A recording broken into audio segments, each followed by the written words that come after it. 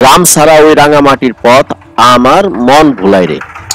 আসলেই গ্রাম যে কতটা সুন্দর, গ্রামের যে রাঙামাটির যে পথ, মেঠো পথ যেটাই বলেন, সেটা আসলে মানে মানুষের মনকে আসলে কেড়ে নেয়।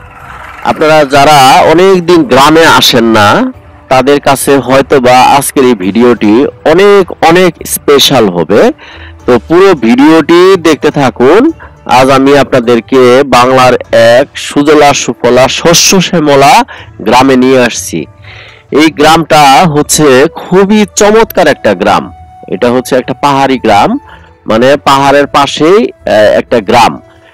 এখানে যে ফসলের যে মাঠটা দেখতে পাচ্ছেন, কিছুদিন আগে আমি এই মাঠে ভিডিও করেছি।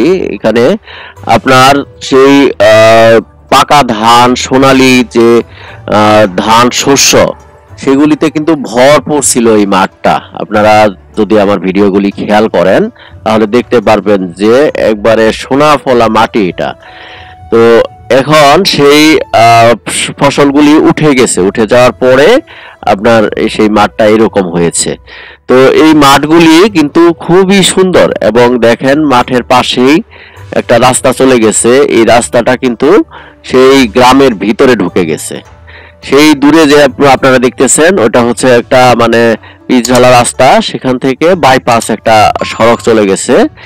এই সড়কটা ধরেই কিন্তু আপনার সেই আসল যে গ্রামীণ যে এলাকাটা, বাংলার যে গ্রামীণ অর্থনীতি, আমি আপনাদেরকে দেখাই যে বাংলাদেশের যে গ্রামগুলি কতটুকু অর্থনৈতিকভাবে সমৃদ্ধ, সেই বিষয়গুলি বাংলার মাটি, তারপরে কৃষকের কাজকর্ম, তারপরে বিভিন্ন ধরনের ধান ক্ষেত, বিভিন্ন পাহাড় পর্বত, এগুলি আমি দেখানোর চেষ্টা করি। তারই ধারাবাহিকতায় আজকের ভিডিওতে আমি আপনাদেরকে দেখাচ্ছি একটা গ্রামের পাশ দিয়ে দেখেন কি সুন্দর একটা রাস্তা চলে গেছে।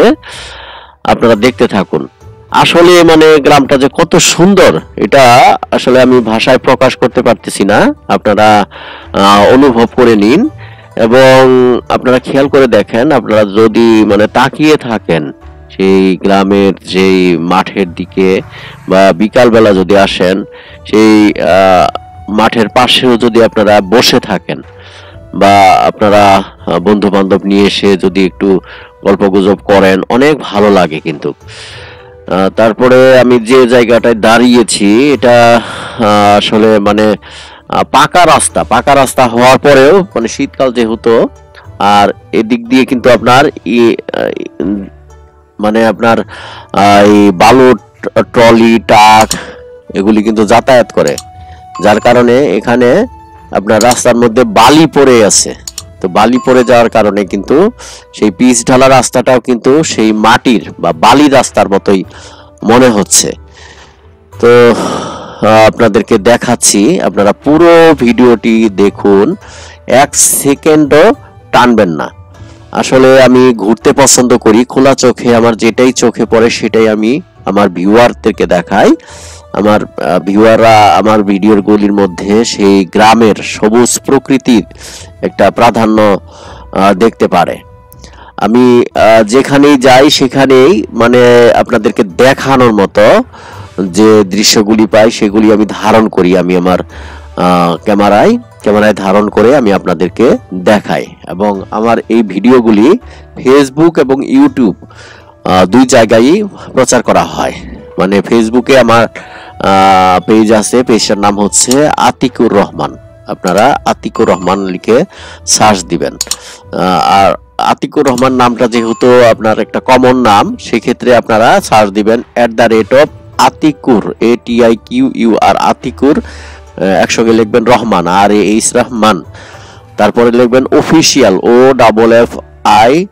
OFFICIAL, official BD 83। এটা দেওয়ার পরে আপনারা একটা চ্যানেল পাবেন আমার ছবি সম্বলিত।